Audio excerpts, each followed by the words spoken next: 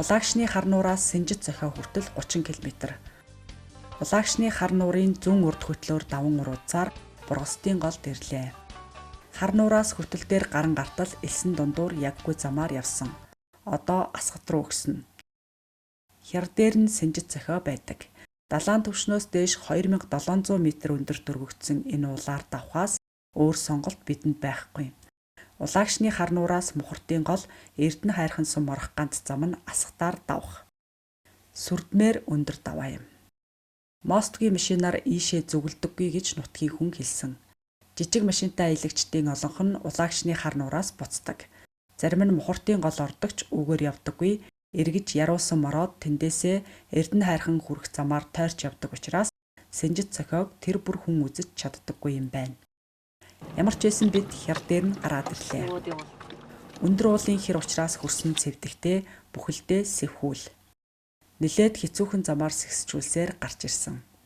Энд Ачаата тэмээ шиг аврах том янз бүрийн хэлбэртэй бул хар чулуунууд зөндөө. Түүн дундаас Синжит зохио содон харагдлаа.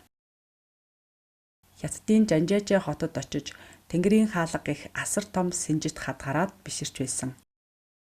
Одоо харин хятадуудад атаарахгүй боллоо. Монголд ч бас Тэнгэрийн хаалга байна.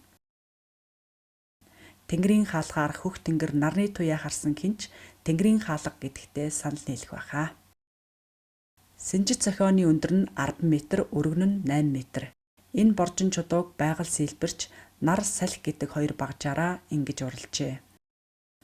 Тэнгэрийн хаалгаар машинтайгаа гардаг замтай. Тэнгэрийн хаалганаас баруун тийш бор хэрийн элс шаргалтаж элсэн дунд баян нуур мэлтэрч харагдана. Үнэхээр сайхан нутаг юм. Бид Тэнгэрийн хаалгаар гараад Мухартын гол орохоор Асгатын ам уруудаж явна. Тэнгэрийн хаалганаас Мухартын гол 30 км. Асгатаас уруудах зам өсгөөсөө хэцүү бас урт юм байна. Асгатын бэлд бууж ирэхэд нэг машины маань тоормос муухан барьдаг болсон байлаа.